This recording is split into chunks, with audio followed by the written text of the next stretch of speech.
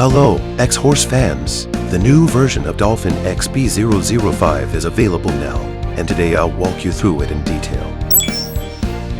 The new version is equipped with M5 clamp, perfectly integrated the functions of M1 and M2 clamps. It supports the following key types, which is more convenient to use without the need to switch clamps.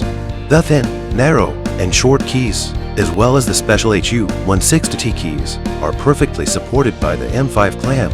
It does not require an auxiliary key blank to clamp HU-160T keys or elevate the key blank when cutting a Toyota for track internal key. Additionally, the M5 clamp is designed to offer a non-calibrating using experience, which means you don't need to calibrate the clamp anymore while working. Lithium-ion battery is optional for the new version and can also be installed in the machine if you need later on.